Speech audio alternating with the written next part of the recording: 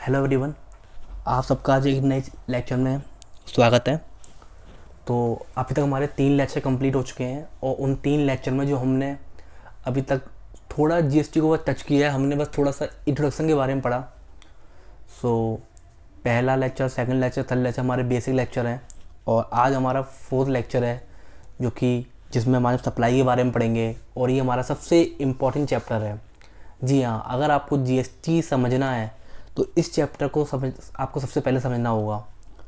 तो इस चैप्टर को स्टार्ट करने से पहले मैं आपको ज़रूर बोलूँगा, अगर आपने वो बाकी के 3 लेक्चर नहीं देखे ज़रूर देखें।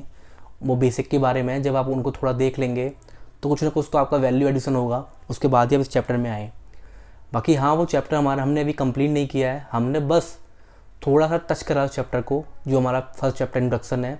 और उस चैप्टर को हम कंप्लीट करेंगे जैसे कि मैंने आपसे बोला है, जैसे जैसे हम आगे बढ़ेंगे और जब जब किसी चैप्टर का लिंक वो हमारे इंट्रोडक्शन चैप्टर से लिंक आएगा तो हम दोबारा उस चैप्टर पर जाके उस चैप्टर को जरूर कंप्लीट करेंगे।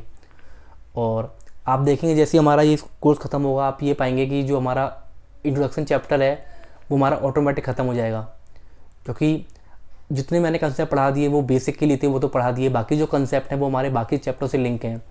तो मेरे पास एक ऑप्शन ये था कि मैं पहला उस चैप्टर को पूरा कंप्लीट करता, उसके बाद मैं सेकंड चैप्टर पे जाता, लेकिन मैंने ये सोचा कि क्योंकि उन चैप्टर में जो रिमेनिंग कंसेप्ट हैं वो हमारे आने वाले चैप्टर जो हम पढ़ेंगे उससे लिंक है, तो इसलिए मैंने इस चैप्टर को अभी छोड़ दिया जो उसमें रिमेनिंग है। जैसे हम आगे चैप्टर जो पढ़ेंगे उसमें जो भी लिंक आएंगे तो वो आपको बताऊँगा।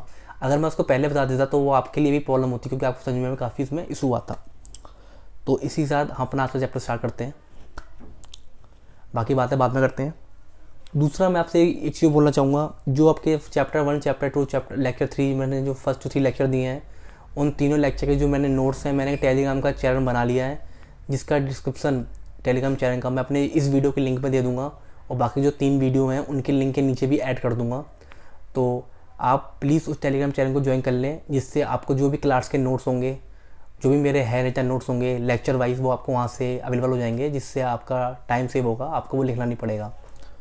इसके साथ साथ आगे वाले चैप्टर में जब भी चैप्टर पढ़ूंगा तो वैसे तो हम आईसीआई का मेथड यूज़ कर रहे हैं, लेकिन उसको समझाने के लिए मैं अपने कुछ नोट्स भी बना रहा हूँ, उसको भी मैं टेलीग्राम में शेयर कर लूँगा। उसके साथ मैंने कुछ चार्ट भी आपके साथ डिस्कस करूँगा, उन चार्ट को भी मैं अपने टेलीग्राम चैनल में शेयर कर लूँगा, वहाँ से उसको डाउनलोड करके अपने फ्यूचर के लिए उसको रेफर कर सकते हैं। तो इसी साथ अपने चैप्टर की हम शुरुआत करते हैं।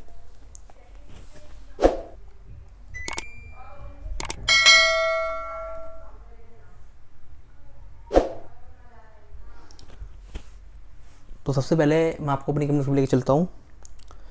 ये है चैप्टर हमारा सप्लाई।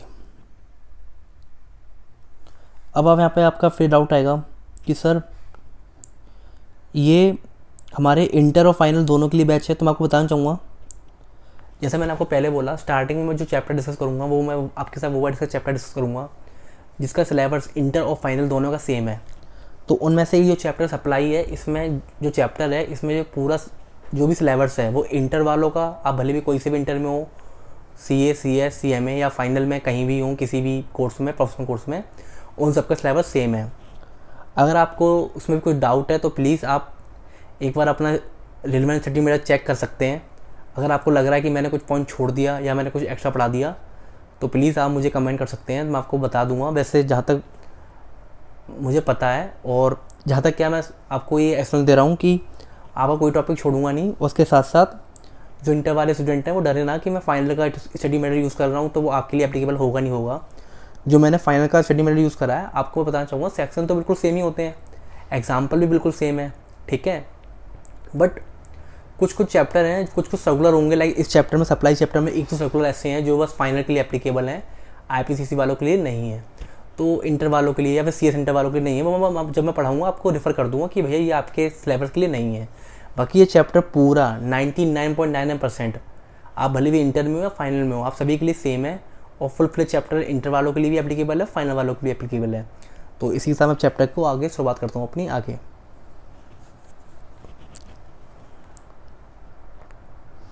तो ये चैप्टर है सप्लाई अंडर जीएसटी। अब इसमें हम क्या पढ़ेंगे, देखो इसमें वैसे यहाँ पे स्टार्टिंग में देखेंगे तो आप यहाँ पे आईसीआई की बुक में इन्होंने आगे दे रखी है डेफिनेशंस। तो ये डेफिनेशन क्या कर रखा है आईसीआई ने, इसको मैं बताता हूँ आईसीआई ने कैसे बुक को यहाँ पे प्रिंट करा है। उन्होंने हर एक चैप्टर के स्टार्टिंग में डेफिनेशन को कोट कर दिया है। तो उस चैप्टर से रिलेटेड जो भी आपको डेफिनेशन आपके माइंड में आएंगी तो वो आप बैक पेज में जाकर उनको रेफर कर सकते हैं।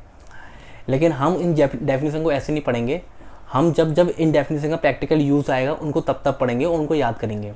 इसके साथ साथ मैं आपको यही बताऊंगा कि आपको बाई सेक्शन या बाई सबसेक्शन या क्लॉज कौन सी डेफिनेशन याद करनी है जो आपके लिए इंपॉर्टेंट है। तो अब ये चैप्टर स्टार्ट करने से पहले मैं आपको बता रहा हूँ, यहाँ पे आ गया ये आईसीआई का। इसमें हम कौन कौन सा पढ़ेंगे, सेक्शन 8 पढ़ेंगे और सेक्शन 7 और 8 पढ़ेंगे। आपके माइंड में आएगा सर सेक्शन 1 to 6 तो आपने पढ़ाया ही नहीं, तो मैं आपको बताना चाहूँगा सेक्शन 1 to 6 भी मैं आपको जल्दी पढ़ाऊँगा। एक बार मैं अपना सप्लाई का चैप्टर आपको ख़त्म कर दूँ, बाकी मैं धीरे धीरे उन चैप्टर को भी रेफ़र करूँगा। इसके साथ साथ बताऊँगा सेक्शन 1 to 6 आपके लिए ज़्यादा कुछ इंपॉर्टेंट सेक्शन नहीं है। जो आपका सेक्शन 1 है वो आपको बताता है कि जीएसटी की एप्लीकेबिलिटी कब है, वो हम आगे पढ़ लेंगे। एंड जैसे कि आप सभी को पता है कि सेक्शन जो हमारी जीएसटी आया है वो हमारे इंडिया में 1 जुलाई 2027 से आया है, तो बस 2070 से आया है। तो इसके अलावा सेक्शन 1 में कुछ नहीं है। सेक्शन 2 जो है हमारा वो डेफिनेशन से रिलेटेड है। तो मैं आपको बता रहा हूँ कि जैसे जैसे आपकी डेफिनेशन आएंगे मैं आपको लिंक करता रहूँगा। अब या तो आप पूरा सेक्शन 2 एक साथ पढ़िए, सारी डेफिनेशन एक साथ पढ़ लें, तो उससे आपका कोई प्रैक्टिकल यूज़ नहीं होगा। तो हम वो डेफिनेशन को जब जब पढ़ेंगे जैसे जैसे उसको यूज़ आएगा, तो इसी के साथ आपका सेक्शन 2 साथ ही साथ कंप्लीट हो जाएगा। सेक्शन 3, 4, 5 एंड जो भी 6 तक, ये जो 4 सेक्शन है ये आपके जो जीएसटी में ऑफिसर हैं उनकी जो पावर है उनसे रिलेटेड सेक्शन है, तो इनको भी हम आगे देख लेंगे। एक बार हम अपने जो इंपॉर्टेंट चैप्टर है उनको कर लें, उसके बाद हम धीमे धीमे ये हमारा मिसलेनियस चैप्टर का पार्ट रहेगा जिसको हम डिस्कस कर लेंगे। उन चैप्टर को क्विट करने का मेरा डिसीजन ये रहा है कि उनसे कभी भी आईसीआई कुछ ज़्यादा कोई क्वेश्चन नहीं पूछती, और अगर मैं उन क्वेश्चन को उनको मैं आगे पढ़ाता तो वो आपके बेफालतू में आपको भी थोड़ा कन्फ्यूजन फील होता, आपको थोड़ा बोरिंग फील होता। तो इसलिए मैंने जो आपका सबसे इंपॉर्टेंट चैप्टर जहाँ सेक्शन 7 से जहाँ हमारा जीएसटी स्टार्ट होता है वहाँ से आपकी शुरुआत करी है। पढ़ने के लिए आप इस बात के लिए टेंशन ना लें कि वो मैं छोड़ दूंगा, मैं आपको वो सेक्शन में पढ़ा दूंगा। तो इसी हिसाब में आपको सबसे पहले अपने क्लास नोट यहाँ पे छोड़ के, जैसे मैंने आपको बताया सप्लाई में आप 2 सेक्शन पढ़ेंगे, सेक्शन 7, सेक्शन 8।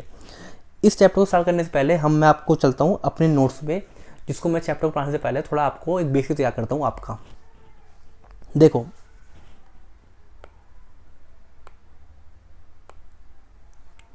सप्लाई,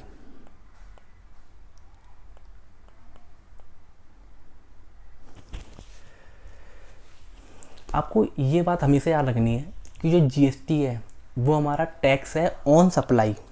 यानी इसको मैं अगर ऐसा लिखूं, अगर मैं यहाँ पे लिखूं जीएसटी, तो जो हमारा जीएसटी है ये टैक्स है ऑन सप्लाई।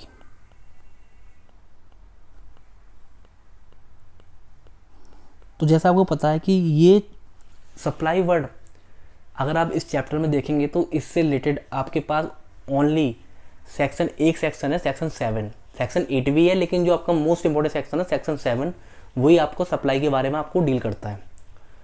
तो ये भले भी एक सेक्शन है, लेकिन आपको बताना चाहूँगा इस सेक्शन का एक एक वर्ड, एक एक कॉमा, एक एक पैरा आपको बाय वर्ड याद होना चाहिए। मतलब आपको सपनों में याद आना चाहिए सेक्शन। आपको ये सेक्शन इस तरीके से तैयार करना है जो कि सेक्शन 7 है। अब सर बोलेंगे आप ऐसा क्यों है? इसका रीज़न ये है कि जैसे मैंने आपको बोला जीएसटी जो टैक्स है वो सप्लाई पर है। तो अगर कोई चीज़ सप्लाई पे कवर ही नहीं होती, अगर कोई चीज़ इस डेफिनेशन पे आती ही नहीं है, तो आपके ऊपर जीएसटी एप्लीकेबल नहीं होगा। तो सबसे पहले अगर आप जीएसटी के अपना आगे काम करेंगे, आगे आप प्रैक्टिस करेंगे, कुछ भी देखेंगे जीएसटी लेकर आपको जो भी इशू आएगा, तो आपके माइंड में सबसे पहले एक क्वेरी कैच होनी चाहिए कि क्या वो सप्लाई है कि नहीं।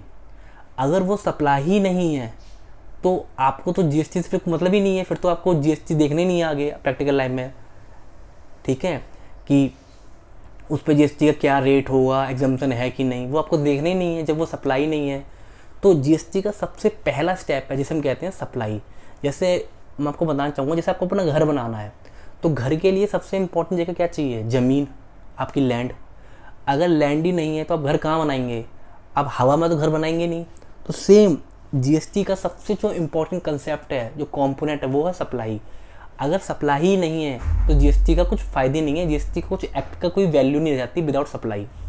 तो इसी चैप्टर में हम सप्लाई के बारे में पढ़ेंगे। तो अब आपका यहाँ मन आएगा सर सप्लाई होता क्या है। तो देखो मैं आपको दो चीज़ बताना चाहूँगा। जैसे मैंने आपको बोला है कि मैं आपको जब पढ़ाऊँगा तो मैं आपको प्रैक्टिकली बताऊँगा कि ऐसा एक्ट में क्यों लिखा है।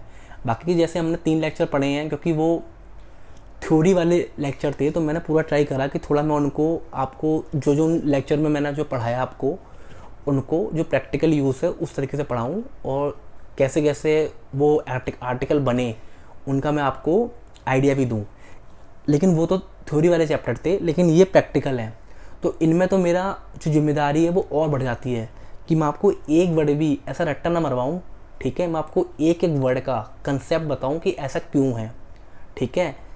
देखो अभी मैं जब आपको ऐसा पढ़ाऊँगा तो जाहिर सी बात है मेरे एफर्ट्स भी ज़्यादा लगेंगे और आपके एफर्ट्स भी ज़्यादा लगेंगे, क्योंकि इसमें हमारा जो बैच के टाइमिंग्स हैं, या जो घंटे हैं, या फिर जो दिन है, वो जो नंबर ऑफ लेक्चर वो थोड़े इंक्रीज़ हो जाएंगे। तो पर आपको ये बात ध्यान देनी है कि 1-2 लेक्चर या 5-6 लेक्चर हमारे जो नॉर्मल टीचर है उनके लेक्चर से इंक्रीज़ भी हो जाएँ, तो आपको इसकी चिंता बिल्कुल नहीं करनी चाहिए। क्योंकि जैसे मैं आपको क्लास ये ऑनलाइन अवेलेबल करवा रहा हूँ यूट्यूब पे, तो आप ये, क्योंकि आपका टाइम भी बहुत सेव हो रहा है, आप कहीं जाते हैं क्लास लेने, तो आप 2 की स्पीड पे या 1.5 की स्पीड पे ईजिली वो सारे लेक्चर देख सकते हैं। बट मेरा मोटिव यहाँ पे ये है कि मैं कोई जल्दी जल्दी पढ़ा के या कोई चीज़ का मतलब ना समझा के अगर आगे निकल जाऊँ, तो ऐसा ना हो कि आपको वो कंसेप्ट पता ही ना चल पाए, आप भूल जाएँ उस कंसेप्ट के बारे में। तो इसलिए जैसे मैंने आपको सप्लाई बोला, तो मैंने बोला GST is a tax on supply. तो अब आपके माइंड में आएगा सर सप्लाई का वर्ड क्या है। तो देखो जो जो एग्जांपल मैं आज की क्लास, आपकी जो फर्स्ट टू 3 क्लास हुई हैं, उनको अगर मैं साइड कर दूँ, तो जो जो मैं लेक्चर आपको आज दूँ, आपको एक एक कंसेप्ट आपके बाकी सभी लेक्चर में एप्लीकेबल होगा, तो आपको वो एग्जांपल याद रखने हैं। पहला एग्जांपल, जैसे मैंने बोला कि जीएसटी आपका टैक्स है सप्लाई पे, तो आपका माइंड में क्वेश्चन आना चाहिए सप्लाई है क्या। भूल जाओ जीएसटी एक्ट ने क्या लिखा। सर आप नॉर्मल सप्लाई का मतलब क्या होता है, तो आप समझते हैं नॉर्मल सप्लाई का मतलब क्या होता है। अगर मैं आपसे एक जनरल लैंग्वेज में पूछूं, कहते हैं ना, एक अगर आप एक्ट ना पता हो, कोई नॉर्मल पर्सन से ही पूछूं कि सप्लाई क्या होता है, तो आपका माइंड सप्लाई से क्या आएगा। आपके माइंड में मेरे अकॉर्डिंग जो पहला माइंड कैच करेगा, या फिर आप सप्लाई की डेफिनेशन भी देखेंगे ऑनलाइन कहीं भी डाल के, जीएसटी एक्ट को हटा के, क्योंकि अभी हमें जीएसटी नहीं पढ़ना, अभी हमें थोड़ा कंसेप्ट लेके आना है, हमें थोड़ा बेस बिल्डिंग करना है। क्योंकि मैंने जैसे बोला ये सेक्शन बहुत इंपॉर्टेंट सेक्शन है आपके लिए, और इससे हर बार क्वेश्चन में 5 से 7 नंबर क्वेश्चन जरूर आएगा एक सेक्शन से ही। तो इसको मैं ढंग से ही क्लियर करना है, और इस सेक्शन का लिंक बाकी सारे चैप्टरों में आएगा। तो जब आपका इस चैप्टर का बेस नहीं है, इस सेक्शन का बेस नहीं है, तो आप बाकी चैप्टर कहीं से कहीं नहीं कर सकते। तो इस चैप्टर में, इस सेक्शन में हम बहुत आराम से धीमे धीमे करके सारे क्वेश्चन आरटीपी के, पास एग्जाम के, सब करके बड़े इजी से करेंगे, उसके बाद ही हम आगे बढ़ेंगे। तो जैसे मैंने बोला जीएसटी इज़ अ टैक्स है ऑन सप्लाई, तो थोड़े फालतू बात ना करके मैं टॉपिक पे आता हूँ सीधा। हाँ, तो मैंने आपको बोला सप्लाई का मतलब क्या है। तो सप्लाई का जैसे आपका जनरल मीनिंग कहीं हम डालेंगे नेट पे, या आपके माइंड में भी कैच करेगी। सप्लाई का मतलब होता है कुछ देना, यानी एक नॉर्मल मीनिंग तो आता है, हाँ सप्लाई मतलब कुछ देना, यानी कुछ सेल करना। तो अब आपके माइंड में सेकंड क्वेश्चन ये आना चाहिए कि सर जब सप्लाई यहाँ पे लिखा उन्होंने जीएसटी इज ऑन सप्लाई, मतलब सर सप्लाई का मतलब तो यही है कि हम सेल कर रहे हैं या हम कुछ दे रहे हैं। तो सर आपका माइंड में एक डाउट आना चाहिए, इन्होंने सर ये क्यों नहीं लिखा GST is tax on sale. मतलब सर आप ये लॉ मेकर सिंपली ये लिख देते कि जीएसटी लगेगा सेल पर, लेकिन सर इन्होंने ये क्यों लिखा जीएसटी लगेगा सप्लाई पर। आपका पहले माइंड में डाउट ही आना चाहिए कि इन्होंने ये क्यों लिखा कि जीएसटी लगेगा सप्लाई पे, ये क्यों नहीं लिखा लॉ मेकर ने। जो सेक्शन 7 डेफिनेशन बनाई है जीएसटी की सप्लाई की, वो सप्लाई की डेफिनेशन क्यों बनाई है, इन्होंने सेल की डेफिनेशन बनानी चाहिए थी। तो देखिए जब आप सप्लाई वर्ड को यूज़ करते हैं, सप्लाई, तो सप्लाई एक बहुत वाइड वर्ड है, और जो सेल है एक उसका पार्ट है। सर समझ में नहीं आया क्या बोला आपने, मैं आपको दोबारा समझाता हूँ। देखिए जैसे मैं आपसे बोलूँ कि आगरा, हाँ आगरा कहाँ पे है, तो कोई पर्सन अगर आगरा में होगा नॉर्मल, तो वो बोलेगा सर यूपी में। मैंने कहा ठीक है। अब अगर मैं आपको बोलूँ अलीगढ़ कहाँ पे है, तो आप बोलेंगे सर वो भी यूपी में है। तो मैंने बोला हाँ वो भी ठीक है। तो इसका एग्जांपल क्या है, जो यहाँ पे यूपी है वो हमारा सप्लाई, यानी यूपी एक बड़ा वर्ड है, और जो हमारा आगरा है वो अलीगढ़ है, वो छोटे छोटे सप्लाई से बन के मिल के बने हुए हैं। ये छोटे छोटे कंपोनेंट हैं जो इनको मिलके एक सप्लाई वर्ड बनाता है। तो ये मैंने आपको एक हल्का बेसिक आइडिया दिया कि सप्लाई। तो लॉ मेकर ने यहाँ सप्लाई वर्ड यूज़ इसलिए करा क्योंकि कभी आपके मन में कुछ और डाउट जो आ सकें, आपको यही ना लगे कि ये जीएसटी है ओनली सेल पर है।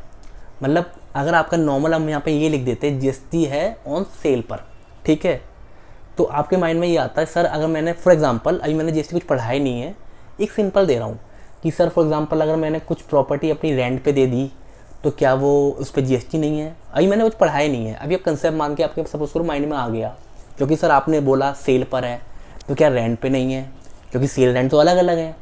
तो मैंने क्या बोला, तभी इन्होंने लॉ मेकर ने बाकी बहुत सी चीज़ों को कवर करके यहाँ पे जो वर्ड यूज़ करा वो सप्लाई वर्ड यूज़ करा, क्योंकि जो सेल है वो क्या है आगरा, यानी सप्लाई है यूपी, एक होल पार्ट है सप्लाई। इसके अंदर जो कंपोनेंट है वो क्या है, हमारे सेल्स भी हैं, ठीक है, जो नॉर्मल हम अभी मैंने पढ़ाया नहीं, मैं नॉर्मल बता रहा हूँ आपको, ठीक है, आगे हम पढ़ेंगे जो रेंट भी है या आप जो भी लीज भी है, आप जो भी किसी को सर्विस देते हैं या आप कुछ भी देते हैं, गुड्स देते हैं, आप जिस तरीके से एक सप्लायर कुछ भी काम करता है सामने वाले के लिए, चाहे वो सर्विस हो चाहे वो गुड्स हो, ठीक है, उन सबको एक जो उनका मेन कंबाइंड वर्ड है वो है सप्लाई।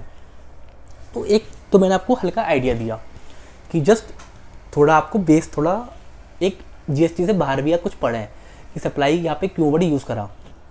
इसके बाद अब आपका सेकंड डाउट यहाँ पे यहाँ आएगा या नहीं भी आएगा, मैं आपको बता ही रहा हूँ आगे से कि सबसे जीएसटी में डिफरेंस सप्लाई की क्या है। तो मैं आपको एक बात चीज़ बताना चाहूँगा, हम जैसे जैसे आगे एक्ट पढ़ेंगे, क्योंकि अभी तक हमने एक्ट पढ़ा नहीं, आज हम पहला सेक्शन टच करेंगे। अभी तक तो हमने लास्ट पास के 3 क्लासों में पढ़ा या फिर हमने उसमें खाली जो हमारे कॉन्स्टिट्यूशन प्रोविज़न जो हमारे आर्टिकल है हमने वही पढ़े हैं।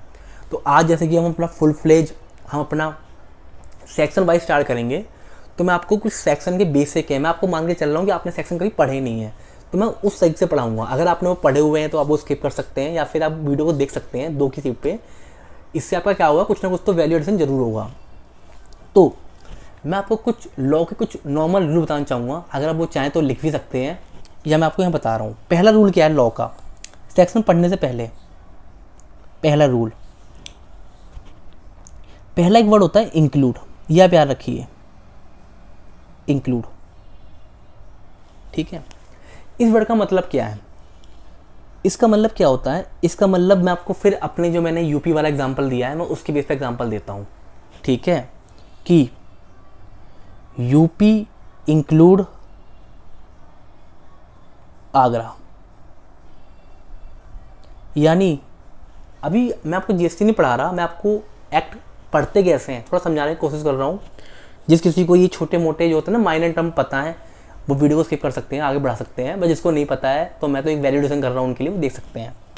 तो आप कहीं भी पूरा लॉ पढ़ेंगे, ये आपका जीएसटी के लिए नहीं, आप कुछ भी लॉ पढ़ें, इनकम टैक्स पढ़ें, कंपनी एक्ट पढ़ें, कुछ भी पढ़ें, जहाँ इंक्लूड वर्ड आ जाए उसका मतलब क्या होता है हमेशा याद रखना। उसका मतलब ये होता है जो हम नॉर्मल समझते हैं वो तो है ही, इसके अलावा ये भी है, यानी ये बहुत वाइडर टर्म है, ठीक है। तो यहाँ मैंने यहाँ पे आगरा वाला एग्जांपल तो आपका इतना प्रैक्टिकल सूट नहीं करा, क्योंकि जाहिर सी बात है किसी को भी कन्फ्यूजन नहीं होगा फॉर एग्जांपल कि यूपी आगरा में होता है। अब मैं आपको एग्जांपल देना चाह रहा हूँ, एक दूसरा एग्जांपल, कि सपोज करो मैं यहाँ पे लिखता हूँ कि Delhi NCR include for example, जबकि है नहीं, मैं लिख दूँ यहाँ पर कानपुर। तो इसका मतलब क्या है, मैंने यहाँ पे लिख दिया इंक्लूड, इंक्लूड। इसका मतलब क्या है, इसका मतलब आप ये बताइए कि जो दिल्ली एनसीआर है उसमें कानपुर इंक्लूड है। आपका जवाब आएगा सर आपने यहाँ पे, जबकि है नहीं प्रैक्टिकली, मैंने एग्जांपल दिया आपको हाइपोथेटिकल एग्जांपल कि दिल्ली एनसीआर इंक्लूड कानपुर, या आप कोई और चीज़ मान लीजिए जो दिल्ली एनसीआर के पास में है। तो इसका मतलब क्या है कि दिल्ली एनसीआर में कानपुर इंक्लूड है, ठीक है। एनसीआर जब भी वर्ड यूज़ करेंगे, सपोज करो कानपुर हमारे पास में ही है तो कानपुर में इंक्लूड है। अब मथुरा मान लीजिए थोड़ा पास है तो, ठीक है। अब मेरे यहाँ पे ये डाउट आएगा कि जब मैंने यहाँ पे ये लिखा दिल्ली एनसीआर इंक्लूड कानपुर, तो क्या गाजियाबाद वो एनसीआर का पार्ट नहीं है? क्या जो हमारे नियर में गुड़गांव है वो हमारा एनसीआर का पार्ट नहीं है? आप बोलेंगे सर वो तो है, लेकिन मैं आपसे बोलूँगा, मैंने यहाँ पे तो ये लिखा है ना, दिल्ली एनसीआर इंक्लूड कानपुर। मैंने तो यहाँ पे गाजियाबाद लिखा नहीं है, मैंने तो यहाँ पे हरियाणा लिखा नहीं है। तो आप कैसे कह सकते हैं दिल्ली एनसीआर में गाजियाबाद भी इंक्लूड है और इसके साथ साथ हमारा हरियाणा जो भी गुड़गांव है वो भी इंक्लूड है, या नोएडा भी इंक्लूड है। तो मैं आपको ये बताना चाहूँगा, जब भी लॉ मेकर एक वर्ड लिखते हैं इंक्लूड, ठीक है, इस इंक्लूड का मतलब ये होता है जो आपको पता है, जो आपको नॉर्मल सोर्स में आप जानते हो, वो तो है ही, वो तो है ही। इसके अलावा आप इसको भी कवर करें। यानी लॉ मेकर जब भी इंक्लूड वर्ड कहीं भी यूज़ करेगा, आपका कोई भी सब्जेक्ट हो, क्योंकि ये हमारे इंक्लूड वर्ड अभी हम आगे पढ़ेंगे, आएगा, बहुत बार आएगा, तो मैं आपको एक बार बताना चाहूँगा, इंक्लूड वर्ड कहीं भी आए इसका मतलब ये है जो आप नॉमेनक्लेचर में समझते हैं वो तो है ही, उसके अलावा एक हमने स्पेशल बात बता दी, आप इसको भी मान के चलें। तो जैसे कि अब यहाँ पे इन्होंने दिल्ली एनसीआर में गाजियाबाद और नोएडा नहीं लिखा, मैंने लिखते वक्त मैंने लिखा दिल्ली एनसीआर इंक्लूड कानपुर। तो इसका मतलब क्या है, मुझे पता है कि आपको सभी को, हर कोई जानता है, ये तो नॉर्मल सी बात है कि दिल्ली एनसीआर में गाजियाबाद भी आता है, दिल्ली एनसीआर में नोएडा भी आता है, ठीक है, लेकिन और गुड़गांव भी आता है, हरियाणा का जो पार्ट है वो भी आता है, ठीक है। लेकिन जब मैंने यहाँ पे इंक्लूड लिख के कानपुर लिख दिया जो कि यूपी से काफ़ी दूर है, तो ये मैं उसका बताना चाह रहा हूँ कि कानपुर भी इंक्लूड है। इसका मतलब ये नहीं है कि कानपुर ही इंक्लूड है, भी और ही का मतलब है यहाँ पे अलग अलग है। भी मतलब क्या होता है कि कानपुर तो है ही, उसके अलावा जो नॉर्मल समझते हैं, जो भी नॉर्मल स्टेट हैं वो भी हैं, जो नॉर्मल हैं स्टेट वो तो हैं ही, जो भी दिल्ली के आसपास के जो इलाके हैं वो तो एनसीआर में आते ही हैं। इसके अलावा कानपुर भी आता है।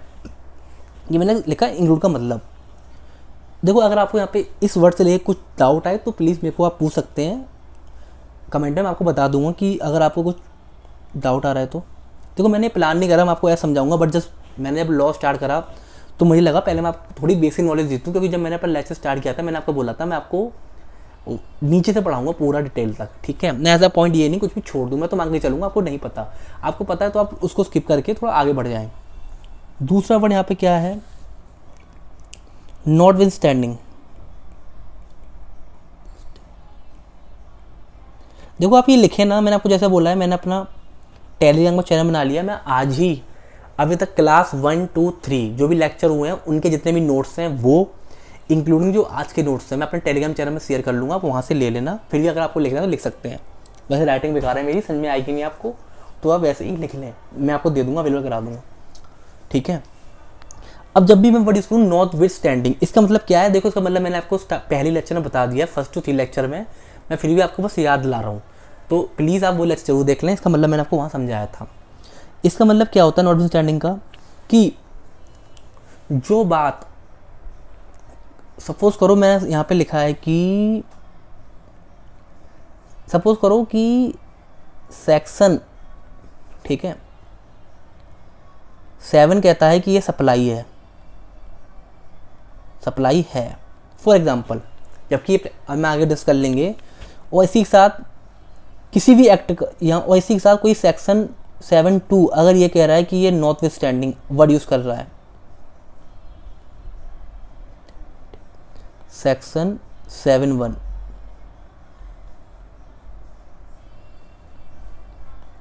इसका मतलब क्या है, इसका मतलब ये है कि जो बात भी सेक्शन 7 ने ऊपर बोली है उसको हम ओवर रूल कर रहे हैं, ठीक है। इस नॉटविथस्टैंडिंग का मैं एग्जाम्पल आपको वैसे समझा रहा हूँ नॉर्मल, दोबारा से मैंने वहाँ पे एग्जाम्पल आपको मम्मी पापा का दिया था, लेकिन क्योंकि अब वो बचकाने एग्जाम्पल थे, अब मैं एक बार लॉ मेकर वाले एग्जाम्पल देता हूँ आपको। जैसे आपको पता है कि हमारे जो जुडिशियल सिस्टम है, हमारा एक हाई कोर्ट होता है, एक सुप्रीम कोर्ट होता है, और आप सभी को पता है कि जो हाई कोर्ट से बड़ा सुप्रीम कोर्ट होता है। तो अब अगर सपोज करो हाई कोर्ट ने किसी मैटर पे डिसीजन दे दिया और उसके बाद सुप्रीम कोर्ट ने उसी मैटर पे डिसीजन दे दिया, तो एक कॉमन सा आंसर जो आपको पता नहीं पता, मैं मान के चलूँ आपको पता होगा, लेकिन फिर बता देता हूँ कि अगर सुप्रीम कोर्ट किसी मैटर पे डिसीजन दे देता है और उसी मैटर पे हाई कोर्ट ने भी डिसीजन दे रखा होता है, तो जो हाई कोर्ट का जो डिसीजन है वो ओवर रूल हो जाता है। यहाँ ओवर रूल का मतलब है हाई कोर्ट के डिसीजन की कोई वैल्यू नहीं रहती, जो सुप्रीम कोर्ट ने बोला है वो ही उसकी वैल्यू होती है।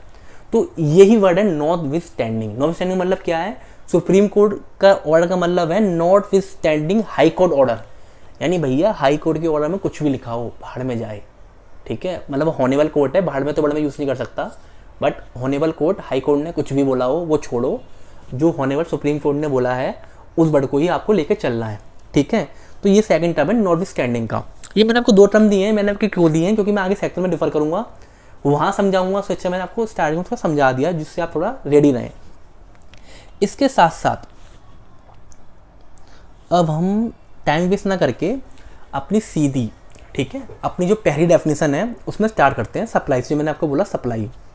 सबसे पहले चलते हैं हम आईसीआई के मटेरियल में। तो ये रहा आईसीआई का सबसे पहला सेक्शन जो हम पढ़ने जा रहे हैं। तो माँ सरस्वती का नाम लेके अपना पहला सेक्शन जीएसटी का स्टार्ट करते हैं, और जो भी मोमडन है भैया वो वालेकुम अस्सलाम लेके नाम स्टार्ट कर सकते हैं। बाकी जो सरस्वती मैया सभी की होती हैं, तो प्लीज़ उसके साथ साथ हम स्टार्ट करते हैं अपना पहला सेक्शन, सेक्शन 7, जय माता दी। तो देखो तसल्ली से धीमे से पढ़िए, कोई जरूरी नहीं है, जल्दी जल्दी करें। Section 7 meaning and scope of supply. अब देखिए यहाँ इन्होंने क्या लिखा, सप्लाई इंक्लूड। अब यहाँ ने इंक्लूड जब इन्होंने वर्ड लिखा तो उसका मतलब क्या है, जैसे मैंने आपको पीछे पढ़ाया, इंक्लूड का मतलब ये है भाई जो आप नॉर्मल समझते हो सप्लाई के बारे में, जो भी आप नॉर्मल समझते हो वो तो है ही। अब नॉर्मल का मतलब क्या है, जो भी कहीं कहीं डिक्शनरी में लिखा है, कोई मीनिंग है वो तो है ही। इसके अलावा जो मैंने पॉइंट यहाँ पे लिखे हैं, ठीक है, वो भी हमारे सप्लाई के पार्ट हैं, ठीक है, यानी जो हमने नॉर्मल लिखा है वो तो ठीक है, इसके अलावा ये वाले पार्ट भी सप्लाई में आते हैं। तो क्या इंक्लूड है, देखो बहुत धीमे धीमे पढ़ेंगे, अभी मैं थोड़ा ले जाऊंगा, मैं आपको बार बार चैप्टर पे लेके आऊँगा, तो आप ये मत सोचना कि आपको समझ में नहीं आया, फिर भी ना आए कुछ तो कमेंट में पूछते रहना वीडियो के हर लेक्चर के एंड में। तो देखो यहाँ पे क्या लिखा है इन्होंने, supply include all form of sorry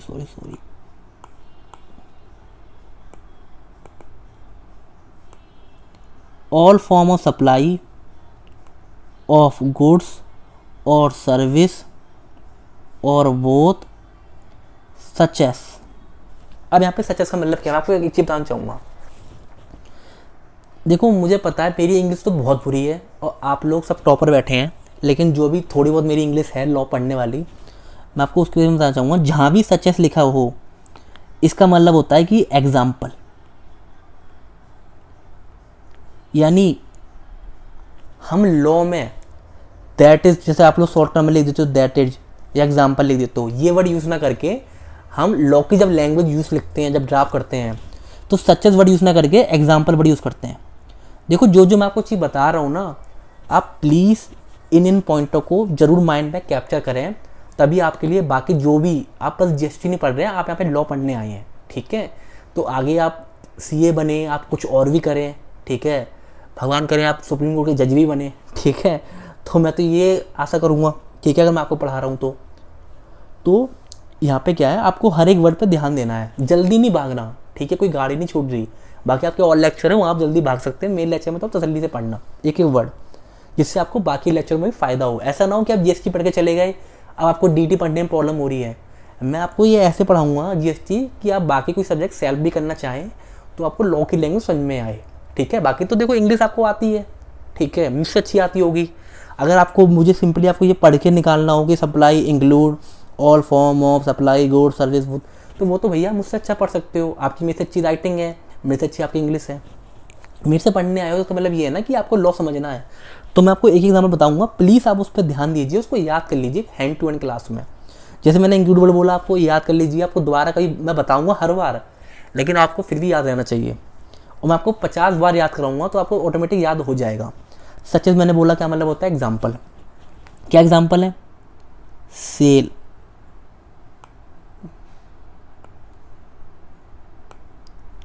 cell, अरे यार,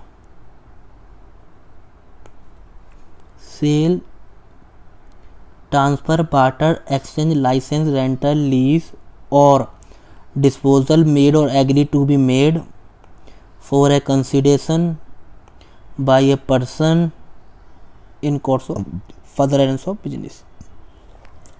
अब पहला पॉइंट मैं यहाँ पे करूँ, देखिए पहला क्या है, supply include all form of supply of किसकी, देखो सप्लाई का वर्ड तो मैंने आपको बता दिया, सप्लाई का नॉर्मल कोई जीएसटी वर्ड नहीं है, ठीक है।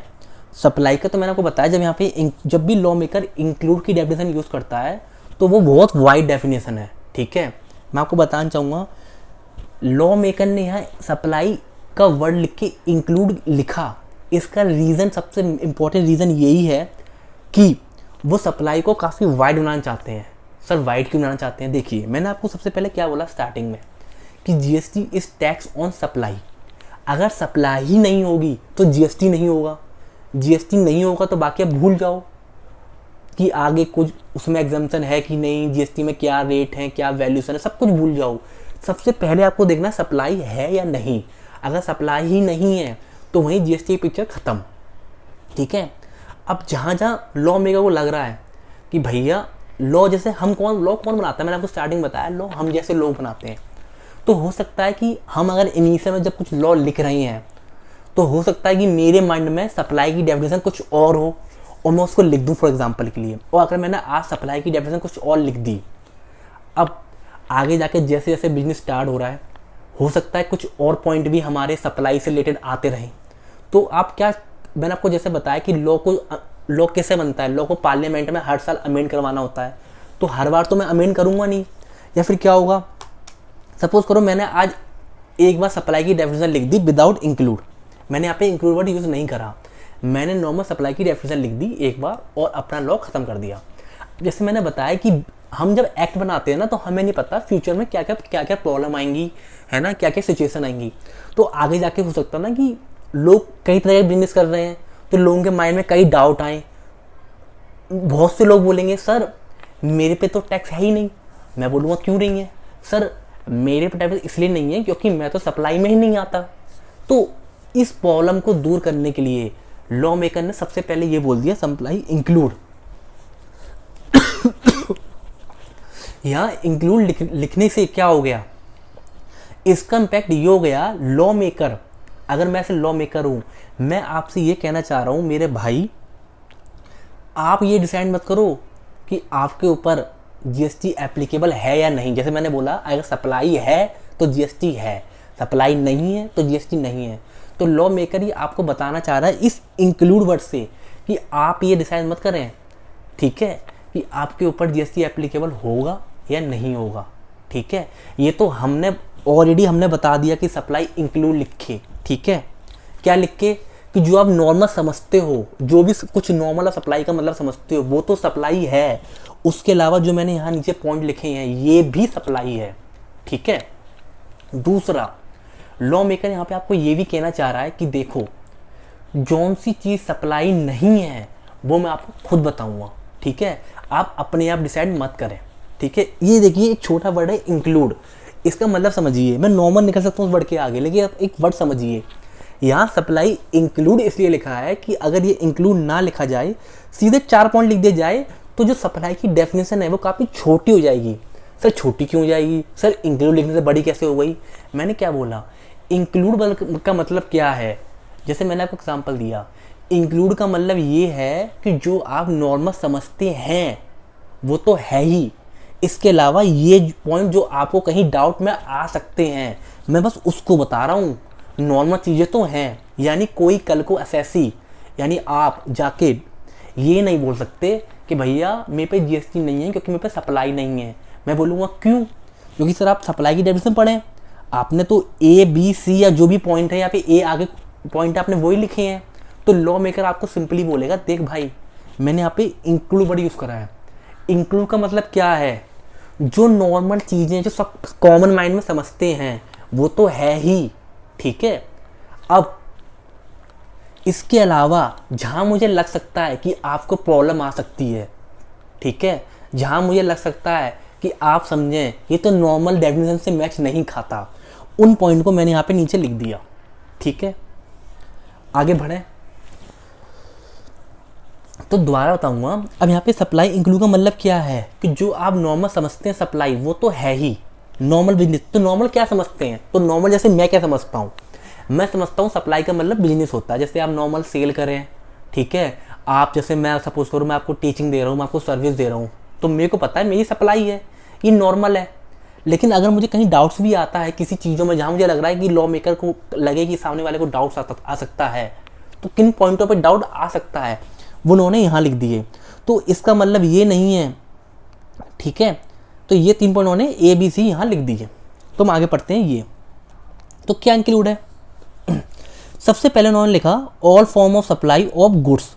तो सबसे पहले हमें किस पे, गुड्स। दूसरा और सर्विस और both such as sale transfer barter exchange license read for consideration. तीसरा by a person. 4 in course of further of business. 5। तो अब अब जितना मैंने आपको इंक्लूड के बारे में पढ़ाया बहुत पढ़ा दिया, इससे ज़्यादा तो नहीं। अब हम आते हैं नॉर्मल अपने एक्ट में। तो यहाँ इन्होंने क्या बोला, भाई सप्लाई होने के लिए 5 चीज़ें होनी चाहिए। क्या होनी चाहिए, देखो पहला तो वो गुड्स होना चाहिए, ठीक है, या सर्विस होना चाहिए, ठीक है। गुड सर्विस होने के साथ साथ, ठीक है, उसके लिए जो भी हम सप्लाई कर रहे हैं उसके लिए हम सामने वाले से क्या लें, पैसा लें, यानी कंसीडरेशन लें। अच्छा, उसके साथ साथ जो भी गुड सर्विस किसी को दे रहा है वो एक पर्सन होना चाहिए। अच्छा, और वो बिजनेस के लिए करना चाहिए। अच्छा, अब बोलेंगे सर आपको समझ में नहीं आया, तो मैं बोलूँगा दोबारा अच्छा। अब मैं लेके चलूँगा अपने दोबारा नोट्स में, ये कहना क्या चाह रहा है ये लाइन, पहला क्लॉज क्या कहना चाह रहा है। ये चार्ट है, देखो मैं आपके साथ शेयर कर लूँगा, लेकिन मैं सोच रहा हूँ अभी इससे पढ़ाऊँ कि ना पढ़ाऊँ। एक second,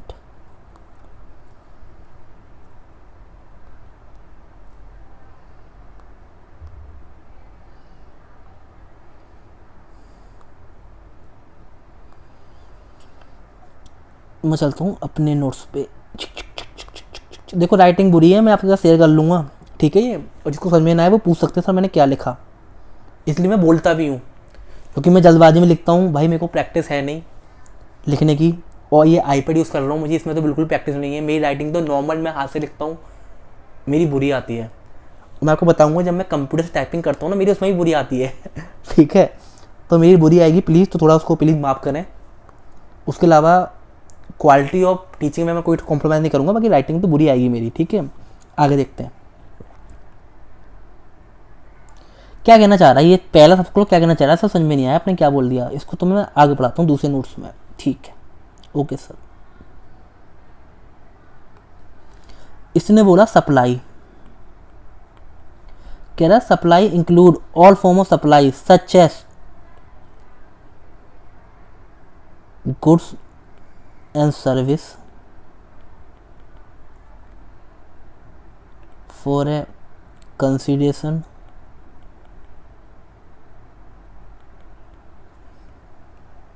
bye a person in course of business. Sir आप बोलेंगे सर वहाँ पे तो 5 पॉइंट थे, यहाँ पे तो आपने 4 ही लिखवाए हैं, ये 2 हो गए ना बेटा। गुड सर्विस मैंने देखो ना यहाँ मैंने ये गुड सर्विस 1 और 2 करके लिखा था, यहाँ मैंने एक बार में लिख दिया। तो देखो सप्लाई होने के लिए क्या होना चाहिए, सप्लाई क्या हो सकती है, सप्लाई का मतलब अगर आप कुछ भी सप्लाई कर रहे हैं वो या तो गुड्स की होनी चाहिए या सर्विस की होनी चाहिए। उस जैसे मैं एक सप्लायर हूँ, मैं हूँ राहुल, अब मैं आपको सर्विस दे रहा हूँ, तो आपको क्या, तो मेरे लिए GST कब एप्लीकेबल है, जब मैं आपको सर्विस दे रहा हूँ। अब आप देखिए नॉर्मल समझिए, आप भूल जाइए, ठीक है, कि आपने GST एक्ट पढ़ा नहीं है, आपने पूरा एक सेक्शन नहीं पढ़ा। आप मेरे पे ये सेक्शन अप्लाई करिए कि मैं इस जो अपने हल्का हल्का जो मैंने यहाँ पे लिखा है, इसके ये कहना क्या चाह रहा है, ये कह रहा है कि सप्लाई ऑफ किसकी होनी चाहिए, सप्लाई हम कब बोलेंगे, जब आप सर्विस दे रहे हो। तो मैं आपको पढ़ा रहा हूँ, मैं आपको सर्विस दे रहा हूँ, पहला पॉइंट तो ओके। अभी आप भूल जाओ कि सर्विस क्या होती है, गुड्स क्या होती है, ठीक है। पहला पॉइंट हमारा पास हो गया, ठीक है। उसके बाद मैं आपसे कंसीडरेशन लूँ, तो क्या मैं आपसे कंसीडरेशन ले रहा हूँ, नहीं, आप बोलेंगे नहीं, तो बस एंड, यानी सप्लाई नहीं है। अब आपके माइंड में डाउट आएगा सर, जैसे मैं आपको ये बताना चाहूँगा, सप्लाई के लिए 4 पॉइंट होने चाहिए, आप एक तो गुड्स और सर्विस दें। अब सपोज करो मैं आपसे फीस भी ले रहा हूँ 1 मिनट के लिए, ठीक है। सपोज करो मैंने आपसे 5,000 रुपये लिए सबसे, एक एक बैच के, ठीक है। पहले मैंने आपको सर्विस दी, मैंने आपको टीचर दिया, गुड्स, मैंने आपको से 5,000 रुपये लिए, मैंने आपसे कंसिडरेशन लिया, ठीक है। क्या मैं पर्सन हूँ? देखो, भूल जाओ जीएसटी में क्या लिखा है, क्या मैं पर्सन हूँ? देखो, लॉ पढ़ने से पहले एक नॉर्मल थिंकिंग भी होनी चाहिए ना, आपकी नॉर्मल अंडरस्टैंडिंग भी होनी चाहिए। तो पर्सन, मैं इंसान तो हूँ, देखो मेरे हाथ हैं, ये देखो आँखें भी हैं, बाल भी हैं, तो मैं पर्सन तो हूँ। मतलब पर्सन की डेफिनेशन क्या है वो जीएसटी में बाद में पढ़ेंगे, लेकिन आपके माइंड में कुछ आ रहा होगा पर्सन के लिए क्या डेफिनेशन में लिख सकते हैं वो, तो अकॉर्डिंग मैं आपको बता रहा हूँ कि मैं पर्सन हूँ। लिखा क्या है जीएसटी में हम आगे पढ़ लेंगे। तो भैया मैं पर्सन भी हूँ, राहुल पर्सन भी है। क्या मैं बिजनेस के लिए कर रहा हूँ? सपोज करो मेरा बिजनेस है भैया, आपको मैं 5,000 रुपये ले रहा हूँ आपसे। क्यों ले रहा हूँ? इसलिए ले रहा हूँ ना कि मेरा बिजनेस है, ठीक है। अगर ये चारों कंडीशन ऑल सेटिस्फाई तो सप्लाई है, otherwise no supply. Subject to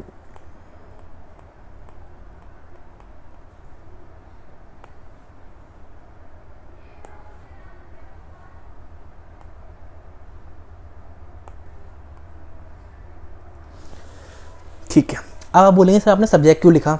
देखो, मैं आपको दोबारा एक नॉर्मल अंडरस्टैंडिंग दोबारा दे रहा हूँ। देखो, पहले मैंने क्या बोला, जो मैंने आपको हल्का पढ़ाया कि सप्लाई क्या होती है, अभी मैंने पढ़ाया नहीं, जिसमें समझा रहा हूँ, जो उसमें भी हल्का हल्का लिखा है, अभी मैंने पूरा नहीं पढ़ा है, हल्का टच करा है। सप्लाई मीन, सप्लाई क्या होता है, आप जब सामने वाले को ऐसे, मैं सप्लायर हूँ, सप्लायर क्या होता है वो सब भूल जाओ। देखो क्या है, मैं आपको ये पढ़ाने से पहले मैं आपको एक चीज़ जो मैंने मिस कर दी, पहले आपको वो समझा देता हूँ। देखो, जब आप कभी भी कोई एक्ट पढ़ते हैं ना, तो आपको, जी मैं जीएसटी की बात नहीं कर रही हूँ, मैं सारे एक्ट के लिए बात कर रहा हूँ।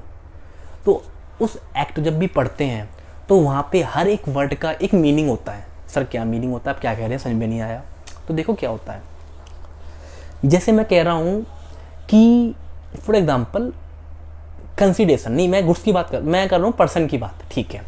अगर मैं आपसे बोलूँ कि पर्सन भूत होता है, तो आप बोलेंगे सर ये तो गलत कह रहे हैं सर, पर्सन भूत लोग पर्सन होते हैं सर, भूत होते भी हैं सर। आप क्या कोई है वाला नाटक शूट कर रहे हैं क्या सर? आहट जो पहले नाटक देखते थे भूत में, आप उसकी स्टोरी सुनाएंगे क्या? मैं कुछ नहीं सुनाऊंगा, मैं आपको बस समझा रहा हूँ। देखो, जब मैं आपको वर्ड यूज़ करता हूँ पर्सन, ठीक है, या मैं आपसे वर्ड यूज़ करता हूँ बिजनेस, या मैं आपसे कोई वर्ड भी यूज़ करता हूँ, तो आपके माइंड में जब आप लॉ पढ़ रहे हैं, कोई भी सब्जेक्ट पढ़ रहे हैं, आपके माइंड में दो क्वेश्चन होना चाहिए। क्या? एक तो आपके माइंड में नॉर्मल सा आंसर आना चाहिए कि पर्सन का मीनिंग एक कैच करना चाहिए माइंड में कि ये होता है, विदाउट लॉ को पढ़े आपके माइंड में ये आना चाहिए कि ये होता है, ठीक है। फॉर एग्जांपल जब मैंने गुड्स बोला, तो आपके माइंड में एक गुड्स की एक डेफिनेशन आई होगी कि सर, हर किसी के मन में अलग अलग डेफिनेशन कुछ मन में आई होगी बिना पढ़े गुड्स के बारे में। सर्विस की भी आई होगी, ठीक है, कंसीडरेशन की भी आई होगी, कंसीडर मतलब पैसा, इसकी भी आई होगी, एक अलग से आपकी माइंड में इमेज आई होगी। इसे बोलते हैं एक हमारी खुद की इमेज, ठीक है। एक तो हमारा, हम जब भी आपकी वर्ड पढ़ेंगे तो आपकी खुद की इमेज होगी। दूसरा एक होता है लॉ मेकर की इमेज। सर लॉ मेकर की इमेज क्या होता है? देखो क्या होता है, जब भी हम अपना खुद का दिमाग लगाते हैं, ठीक है, वो तो ठीक ही है, हमने अपना दिमाग लगा लिया। सपोज करो मैं आपसे एक बात कहना चाह रहा हूँ कि अगर लॉ मेकर को पता होता कि हम दिमाग बहुत अच्छा लगा सकते हैं, ठीक है, या इसके साथ साथ लॉ मेकर को कुछ चीज़ें हैं जो कुछ एप्लीकेबिलिटी करवानी, लॉ मेकर कुछ कहना चाह रहा है और लॉ मेकर उस कहने को ना बोल के बस इतना बोल दे कि भैया आप अपना दिमाग लगा लो, तो भैया आप क्या चाहोगे? अगर मैं यहाँ पे ये बोल दूँ गुड्स का मतलब क्या है, तो मैं बोल दूँ अपना दिमाग लगा लो। सर्विस का मतलब क्या है? अपना दिमाग लगा लो। सर अपना दिमाग लगा लो क्या कह रहे हो आप, क्या पढ़ा रहे हो? देखो, अपना दिमाग लगा लो मतलब ये है कि जब मैं बोलता हूँ गुड्स का मतलब क्या है, आप अपने दिमाग से बताइए, तो आपके माइंड में भी गुड्स की कुछ डेफिनेशन आती है। ऐसा नहीं है नहीं आएगी, हर इंसान के मन में गुड की डेफिनेशन आएगी, ठीक है, हर इंसान के मन में सर्विस की डेफिनेशन आएगी। लेकिन आप ये बात बताइए, क्या अगर आपका कोई फ्रेंड है, जरूरी नहीं है आपके माइंड में जो गुड की डेफिनेशन आ रही हो वो आपके फ्रेंड के माइंड में भी आ रही हो गुड की डेफिनेशन, ठीक है, जरूरी नहीं है कोई डेफिनेशन जो कंसीडरेशन की आपके माइंड में आ रही हो वो आपके फ्रेंड के माइंड में भी आ रही हो, ऐसा तो हो नहीं सकता। हम इंसान है ना, हम तो ह्यूमन है। तो कहते हैं ना ह्यूमन टू ह्यूमन, यानी इंसान टू इंसान हमारी डेफिनेशन वेरी करेगी, ठीक है। तो उस वेरिएंस को दूर करने के का एक ही तरीका है। वो तरीका क्या है कि सर हम एक डेफिनेशन ऐसी दे दें, ठीक है। अब देखो दोबारा मैं आपको इसके रखूँ ना,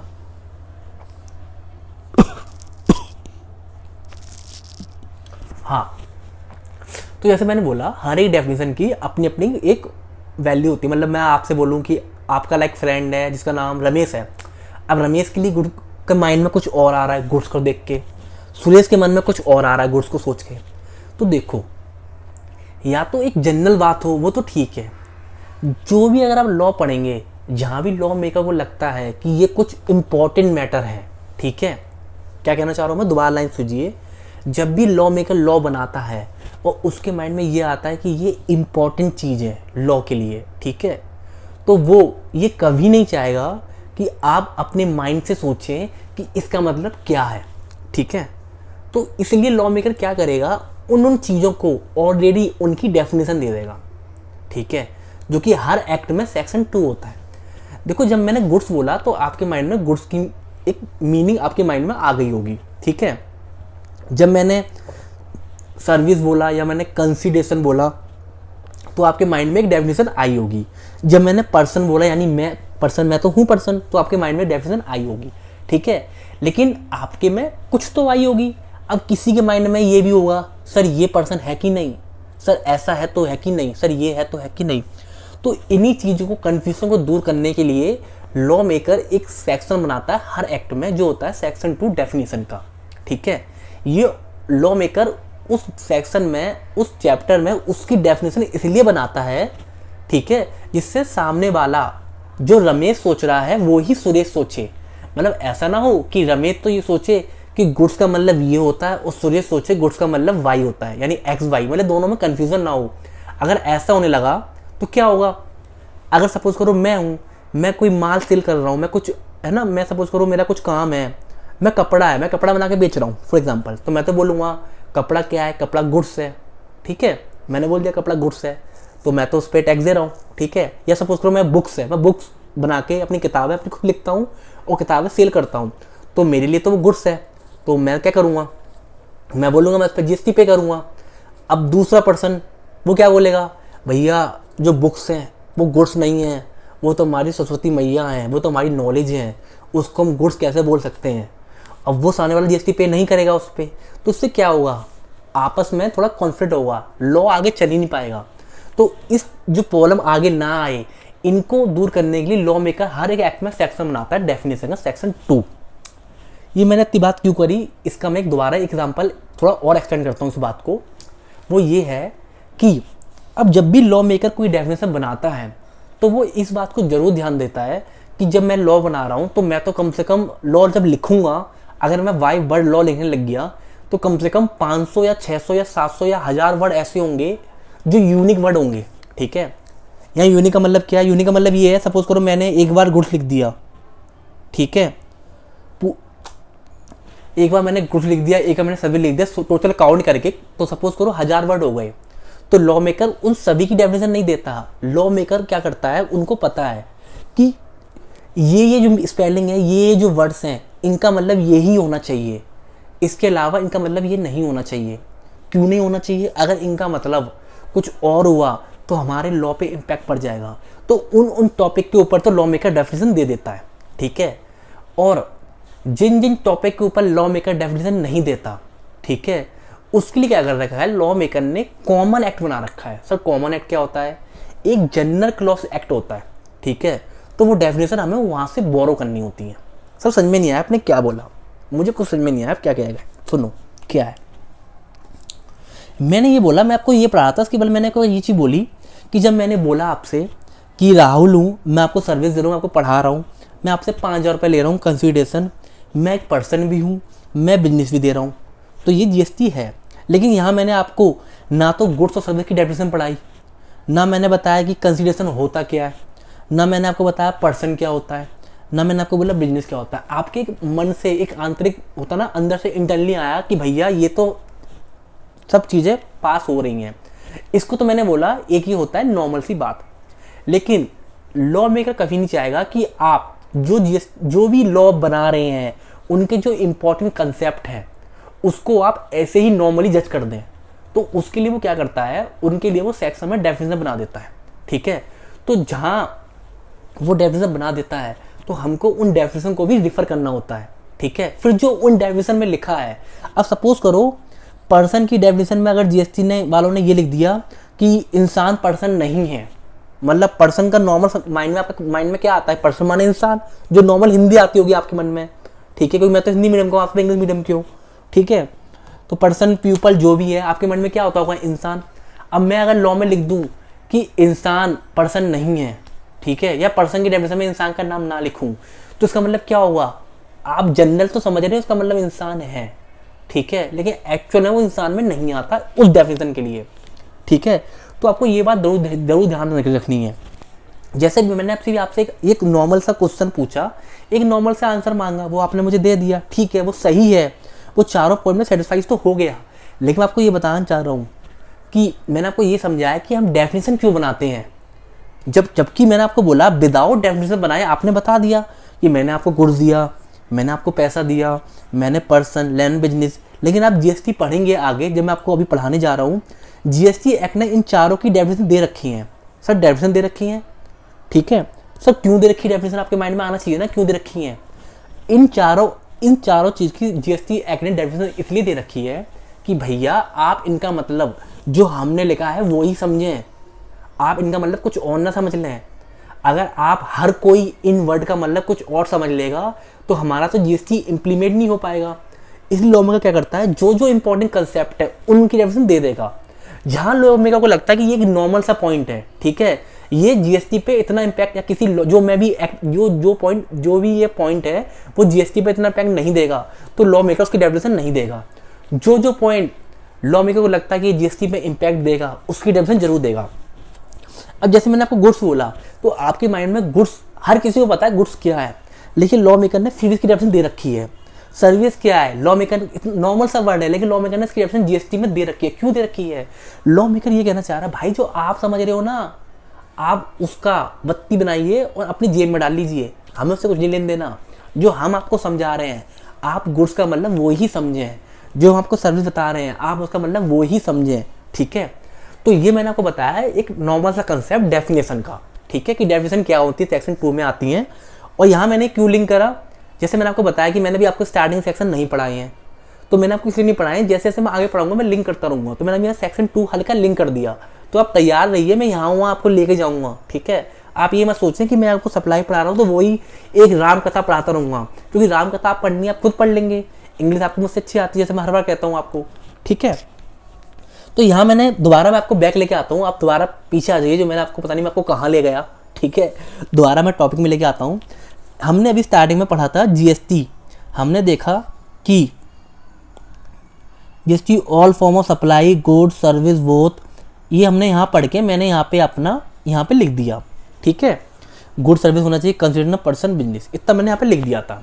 ठीक है, इसके बाद सर बोलेंगे सर आप यहाँ पे कुछ और वर्ड भी लिखा था, ये तो मैंने 4 लिख दिए कि सप्लाई कब होगा, सप्लाई जब होगी जब आप सप्लाई करें गुड सर्विस की, उसके लिए आप पैसे लें, और जो कर रहा है यानी जो सप्लाई कर रहा है वो एक पर्सन होना चाहिए।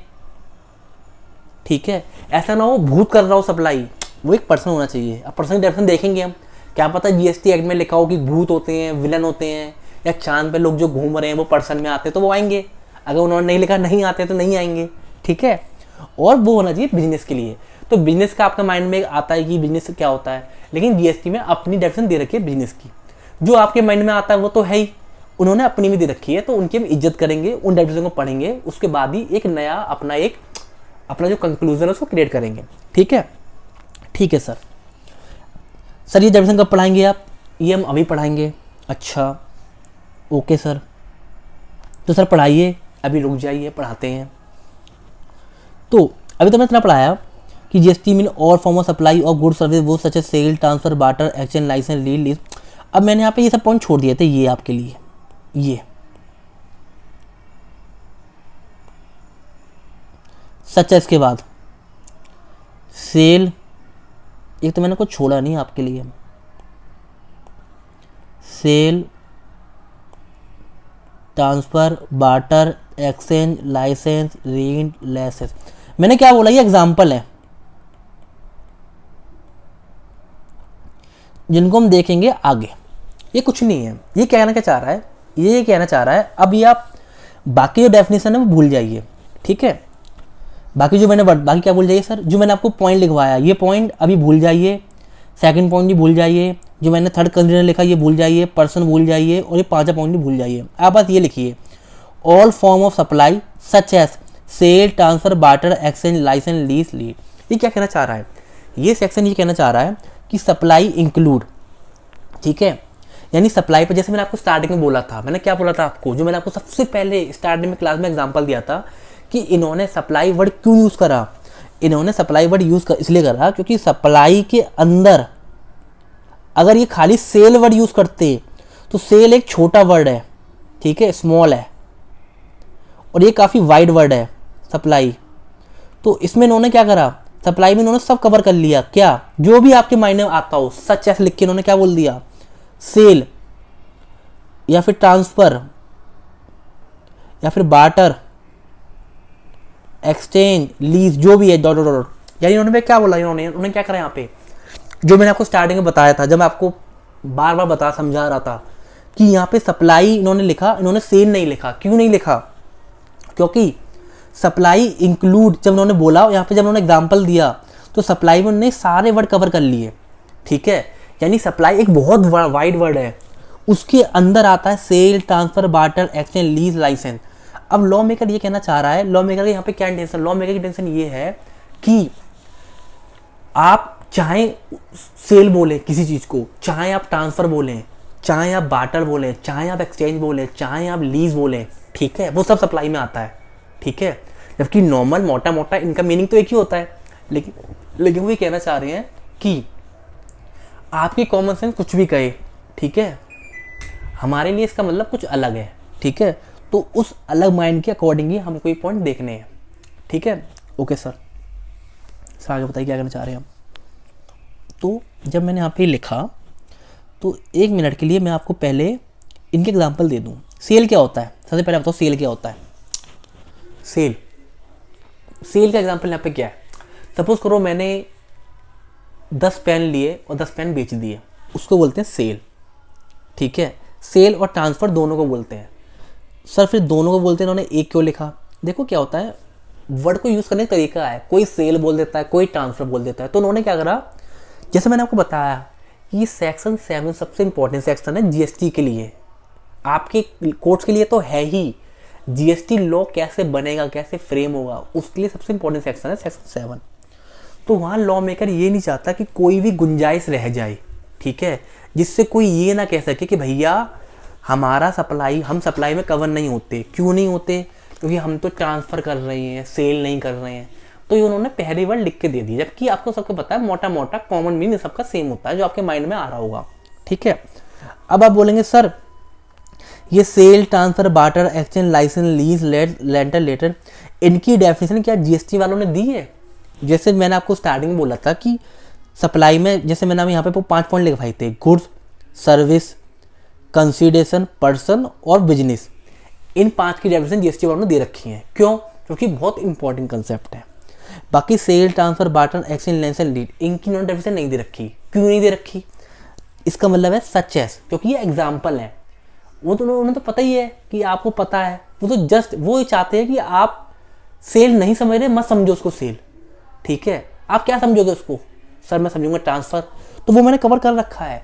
आप ट्रांसफ़र मैंने भी नहीं समझोगे तो क्या समझोगे, एक कॉमन सेंस, जिस अगर मैंने क्या बोला, हम डेफिनेशन क्यों देते हैं, हम डेफिनेशन इसलिए देखते हैं कि कॉमन इंसान जो नॉर्मल माइंड है, नॉर्मल बिजनेसमैन है, वो उसका मतलब जो मैंने बोला है वो ही समझे, उसको वो ओवरलूड ना कर दे, इसलिए हम डेफिनेशन लिख देते हैं, ठीक है।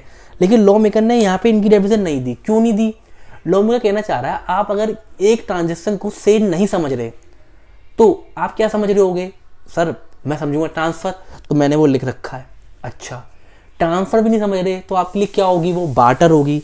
आपके लिए एक्सचेंज होगी, आपके लिए लीज होगी, जो कुछ भी पॉसिबिलिटी हो सकती है उन्होंने पहले ही यहाँ पे लिख दी एग्जाम्पल देके। तो जब उन्होंने वहाँ यहाँ पे लिख दी तो इसकी अब उनको डेफिनेशन देने की कोई जरूरत नहीं है। क्यों नहीं है? अगर आपके माइंड में कुछ सेकंड थॉट आती भी है, वो सेकंड थॉट भी आपकी कवर है। फॉर एग्जाम्पल मैं आपको एग्जाम्पल देना चाहूँगा, जैसे मैंने एक प्रॉपर्टी है, जैसे आप सभी शायद अकाउंट पढ़ के आ रहे होंगे, तो मैंने एक प्रॉपर्टी है, मैंने अपनी प्रॉपर्टी आपको 20 साल के लिए दे दी कि भैया आप 20 साल के लिए रहो उस प्रॉपर्टी पे। तो कोई तो बोल सकता है कि मैंने आपको प्रॉपर्टी रेंट पे दी है, और कोई बोल सकता है मैंने आपको प्रॉपर्टी लीज पे दी है। जबकि मोटा मोटा मुझे नहीं पता एएस आपको क्या कहते हैं, मैं भूल रहा हूँ, अभी मैं आपको अकाउंट पढ़ाने नहीं जा रहा, ठीक है, आप उसको हटाओ साइड में। आप समझो, आप नॉर्मल कॉमन इंसान समझो, तो कोई वर्ड यूज़ कर सकता है कि मैंने आपको प्रॉपर्टी रेंट पे दी है, ठीक है, और कोई वर्ड यूज़ कर सकता है मैंने आपको प्रॉपर्टी लीज पे दी है। तो उन्होंने रेंट लीज को कंफ्यूज ना करके सबको यहीं पे कवर कर दिया, ठीक है, कि आपके माइंड में कुछ भी आए तो हमने लिख ही दिया। और कोई ये बोल सकता है, ठीक है, इस चक्कर में उन्होंने यहाँ पे लिख दिया। यहाँ तक ये हम यहाँ पे चल लेते। अब हम देखेंगे इसका, हमने यहाँ तक इसका अभी क्लॉज ए का कर रहे हैं ऑपरेशन। तो ऑपरेशन में हमने यहाँ तक ऑपरेशन तो कर लिया, बाकी जो 5 पॉइंट हैं जो मैंने यहाँ पे डेफिनेशन के लिखे हैं, ये इनका रह गया ऑपरेशन करना बाकी। मैं आपको बताना चाहूँगा ये 5 पॉइंट सबसे इम्पोर्टेंट पॉइंट है, ठीक है। अगर आप ये, जैसे मैंने आपको बोला है कि ये सेक्शन जो 7 है ना आपका जीएसटी का, वो आपका पूरा कहते हैं ना बेस है, यानी आपके घर की ज़मीन है। जैसे मैंने आपको एग्जांपल दिया था ना, अगर आप फ्लैट बनाना चाह रहे हैं तो आपके पास लैंड जरूर होनी चाहिए, आप घर बनाना चाह रहे हैं आपके पास ज़मीन जरूर होनी चाहिए। तो अगर आप जीएसटी पढ़ना चाह रहे हैं ना, तो आपको सेक्शन 7 का एक एक मीनिंग, जैसे मैंने आपको बोला, एक एक कॉमे का पता होना चाहिए। मैं आपको डिटेल में पढ़ा रहा हूँ ये, ठीक है। अगर आप सेक्शन 7, 8 पढ़ लेंगे, भले भी हमारा भी बहुत टाइम लग रहा है, लेकिन आप विश्वास करिए, आप आने वाले चैप्टर आप चुटकी में इतनी जल्दी कर लेंगे ना, आपके लिए बहुत आसान हो जाएगा। क्यों हो जाएगा? क्योंकि जैसे मैं जो आपको ये डेफिनेशन पढ़ा रहा हूँ, ये मुझे आपको पढ़ानी नहीं पड़ेंगी, ठीक है। वो आपको मैंने आपको पढ़ा रखी होंगी ऑलरेडी, तो आपको सारा कुछ पता होगा, पहली चीज़। दूसरा, जैसे मैं आपको नॉर्मल एग्जांपल देता हूँ कि इंक्लूड का मतलब क्या है, इसका मतलब क्या है, जो आपको लॉ पढ़ा रहा हूँ, आज जब तक वो भी सीख जाएंगे पढ़ना एक ही चैप्टर से, एक ही सेक्शन से, क्योंकि एक सेक्शन ये बेस है, इसके बेस में पूरा लॉ पढ़ना सीख जाएंगे मोटा मोटा, ठीक है। तो आपके लिए बहुत ईजी होगा, ठीक है। तो इस चैप्टर को, इस सेक्शन को मैं काफ़ी ध्यान रख के धीमे धीमे पढ़ना है, कोई जल्दबाजी नहीं करनी, ठीक है। तो इसके साथ हम पढ़ते हैं अपने आगे। ये डेफिनेशन, सर ये डेफिनेशन पढ़ा दो। बेटा मैं ये डेफिनेशन आपको भी नहीं पढ़ाऊँगा। सर क्यों नहीं पढ़ाओगे? सर आपको आती नहीं होगी, सर इसलिए नहीं पढ़ा रहे हैं। हाँ बेटा मुझे नहीं आती, मैं इसलिए नहीं पढ़ा रहा। ये डेफिनेशन मैं आपको पढ़ाऊँगा नेक्स्ट लेक्चर में। सर आप तो कह रहे थे ये सबसे इम्पोर्टेंट डेफिनेशन है, इसके बिना तो कुछ हो ही नहीं सकता। सर आप फिर हवा पढ़ा रहे हैं, सर आप फ्री में पढ़ा रहे हैं। तो सर ऐसे आपसे उम्मीद नहीं थी, आप थोड़ा वेट करिए, अभी थोड़ा जल्दबाजी मत कीजिए। स्टार्टिंग में क्या है ना, थोड़ा बेस है, जैसे मैंने आपको बोला था, आप बैच कंप्लीट होने की टेंशन ना लीजिए। मेरे पास 1-2 कमेंट भी आए थे, सर आप बैच कब कंप्लीट कराएंगे? तो बैच आपका मैं इजीली कंप्लीट करा दूंगा। मैंने आपको जैसे बताया भी था, मैंने वहाँ पे कमेंट भी किया था कि जस्ट कुछ मेरे हेल्थ इशू थे, जिस चक्कर में मैंने अपनी वीडियो रिकॉर्ड नहीं की थी, और इसी की चलती मैं अभी भी जो स्टार्टिंग की 2-3 वीडियो, जस्ट आप मेरे को 2-3 दिन का टाइम और दीजिए। वो जो 2-3 दिन की वीडियो होंगी वो हमारी बड़ी नहीं होंगी, वो हमारी जस्ट 1 से 1.5 घंटे की होंगी। बट हाँ, मैं आपको ये प्रॉमिस कर रहा हूँ कि आज से आपकी जितनी भी वीडियो हैं वो रेगुलर अपलोड होंगी। टाइमिंग आप मेरे पे छोड़ दीजिए कि वो 1 घंटे की भी हो सकती हैं, 2 घंटे की भी हो सकती हैं, 3 घंटे भी हो सकती हैं। जैसा मुझे लगेगा आप कितना बात को हजम कर सकते हैं, क्योंकि आपके पास खाली जीएसटी नहीं है, मुझे पता है। आपके पास जो यहाँ फाइनल के स्टूडेंट होंगे उनको ट्रेनिंग भी चल रही होगी उनकी आर्टिकलशिप की, या आप फाइनल के नहीं हैं, आप इंटर के हैं, तो आपके पास कुछ और क्लास भी आप जितनी क्लास ले रहे होंगे, ठीक है। तो मैं तो बस ये चाहता हूँ आप जो और क्लास ले रहे हैं उनको आप लेते रहें, और टीचरों की जो और सब्जेक्ट हैं आपके। मैं चाहता हूँ आप अकाउंट, लॉ सब पढ़ें, और साथ साथ में आपका जीएसटी भी हो जाए, ठीक है। मैं आपको ये, मेरा ऑब्जेक्टिव ये है, आपको जीएसटी सब्जेक्ट ही ना लगे, वो आपका कहते हैं ना साइड में ही हो जाए, साइड बाई साइड होता चला जाए, ठीक है। तो आप ये लेक्चर की टेंशन में लीजिए, मेरे पे छोड़ दीजिए। बट यस, इसको हम कंप्लीट करेंगे और डिटेल में करेंगे, बट थोड़ा हल्का हल्का पढ़ेंगे, ठीक है। जैसे जैसे मैं आपको पढ़ाऊँ सबसे पढ़ेंगे। ये जो 4 डेट से मैंने छोड़ दी, ये हम आगे पढ़ेंगे कल के लेक्चर में। इसके साथ साथ ये दोबारा हम सब क्लॉज 1 भी दोबारा आएंगे, क्योंकि मुझे पता है आप में से किसी को कुछ पल्ले नहीं पड़ा हुआ। सब पल्ले का मतलब क्यों है, क्योंकि मैंने आपको भी एक भी एग्जाम्पल नहीं दी है, वो मुझे आपको जब आगे बताऊंगा। अभी मैं आपको जनरल समझा रहा हूँ सेक्शन है क्या। इसके बाद हम दोबारा आएंगे इस सेक्शन पे, कल की क्लास में दोबारा पढ़ेंगे डिटेल में। तो इसके साथ हम चलते हैं आगे। आप ये ए बोल जाइए, बी बोल जाइए, यहाँ पे आ जाइए सेकंड पॉइंट में। सर फर्स्ट से सीधा सेकंड में, सर ये वाले पॉइंट आपको आते नहीं होंगे। अरे सर पढ़ाएंगे, मैंने बोला ना, जैसा कहता हूँ वैसा समझते रहिए। अभी मैं आज के लेक्चर में इस चैप्टर का बेस तैयार कर रहा हूँ आपका। कल से हम आपका इसको चैप्टर का पूरी चीफा करेंगे, एक एक क्लॉज एक एक सेक्शन पे जाएंगे, ठीक है। अब यहाँ पे बड़ी क्या लिखा है, not with standing anything content in subsection 1। Not with standing पे भैया आप लाल कर लीजिए ढंग से, ढंग से लाल, ढंग से ढंग से ढंग से ढंग से। जैसे मैंने आपको 12 बताया था, नॉट विथ स्टैंडिंग का मतलब यानी सबसेक्शन 1 जो कि बात कर रहा है सप्लाई, किसकी बात कर रहा है, ये बात कर रहा है सप्लाई की, सप्लाई की।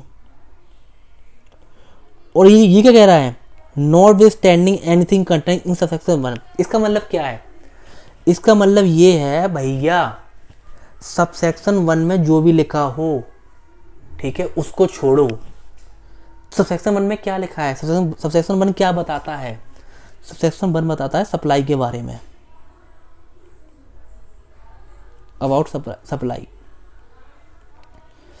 सबसेक्शन 1 बता रहा है सप्लाई के बारे में। अब जब यहाँ ने इसने नॉट विथ स्टैंडिंग लिख दिया, इसका मतलब क्या है कि जो मैंने सबसेक्शन 1 में बताया वो तो मैंने ये बता दिया सप्लाई क्या होती है, ठीक है। लेकिन जो ये नीचे वाले पॉइंट हैं ए और बी, इसमें जो भी पॉइंट आ जाएंगे, इसमें जो भी पॉइंट आ जाएंगे वो हमारे सप्लाई होंगे ही नहीं। सर सप्लाई नहीं होंगे, सर ये बात कहाँ लिखी सप्लाई नहीं होंगे, सर बहुत जल्दी पढ़ा रहे हैं, इसको समझ में नहीं आ रहा क्या कह रहे हैं आप। देखिए दोबारा देखिए, मैंने आपको यहाँ सबसेक्शन 1 में ये बताया सप्लाई इंक्लूड, ठीक है। जब मैंने क्या बताया सप्लाई में क्या इंक्लूड होता है, ठीक है, इतना मैंने समझा दिया। बाकी पॉइंट हम पूरा इसका प्रश्न करेंगे। आप ये मान लीजिए सबसेक्शन 1 तो ये कह रहा है सप्लाई में क्या क्या आता है, ये सप्लाई है। लेकिन जब यहाँ मैंने लिख दिया not with standing anything content in subsection 1, यानी सबसेक्शन 1 ने जो भी कहा वो over rule. Sir over rule, sir किस लिए ओवर रूल, वो इसलिए ओवर रूल कि यहाँ पे आइए बी पॉइंट में, सच एक्टिविटी और transaction undertaken by central government, state government on any local authority which they are engaged as public authority as may be notified by the government of the council। Sir क्या कहना चाह रहे हैं, sir आपने ए वाला point क्यों छोड़ दिया सेकंड में, सर आप क्या कर रहे हैं, सर आप छोड़ के पढ़ा रहे हैं, ये बात सही नहीं है, रुक जाइए अभी। देखिए सबसेक्शन 1 जो मैंने आपको हल्का सा आइडिया दिया कि सप्लाई में ये होता है, जो हम सबसेक्शन 2 में गए तो उसने क्या बोला, नॉट विथ स्टैंडिंग, दोबारा बोल रहा हूँ, not with standing anything content in subsection 1। यानी ये क्या कहना चाह रहा है, ये कहना चाह रहा है सबसेक्शन 1 जो कह रहा है उसको भूल जाओ, यानी जो बातें सबसेक्शन 2 में लिखी हैं ये बातों पे सबसेक्शन 1 एप्लीकेबल नहीं होगा। यानी मैं आपको इसको इस तरीके से बताना चाह रहा हूँ कि भले भी ये जो बातें जो मैंने यहाँ पे नीचे लिखी हैं ए पॉइंट में और बी पॉइंट में, भले भी वो आपकी ऊपर की डेफिनेशन कवर कर रही हैं, लेकिन उन बातों पे सप्लाई एप्लीकेबल नहीं होगा। अगर उस बातों पे सप्लाई एप्लीकेबल नहीं होगा तो उस पे जीएसटी नहीं आएगा। ये बात कहना चाह रहा है हमारा ए और बी पॉइंट। सर यहाँ पे ये इन्होंने कहाँ लिखा कि ये वाली पॉइंट पे सप्लाई नहीं होगी, तो मैंने आपको क्या बोला, नॉट विथ स्टैंडिंग का मतलब क्या है, जब भी कोई बात कुछ कह रही हो, अगर सपोज करो उस बात को पहले आप ये देखें कि वो बात किस चीज़ के बारे में बात कर रही है। तो जैसे कि सबसेक्शन 1 किस चीज़ के बारे में बात कर रहा था, सप्लाई क्या होती है। तो जब नॉट विथ स्टैंडिंग लिख दिया तो इसका मतलब क्या है, कि जो सबसेक्शन 1 जो सप्लाई की बात करता है वो इन पॉइंट के लिए एप्लीकेबल ही नहीं है, यानी इन पॉइंट के लिए सप्लाई होगी नहीं, ठीक है। यानी जो सबसेक्शन 1 में लिखा है वो बाहर में जाए, यानी जो सबसेक्शन 1 जो कह रहा है वो इन बातों के लिए एप्लीकेबल नहीं होगी, यानी जो सबसेक्शन 1 कह रहा है वो इन पॉइंटों में सप्लाई होगी ही नहीं, ठीक है। तो ये मतलब होता है नॉर्मल स्टैंडिंग का। सर कौन सी बातें नहीं होती हैं?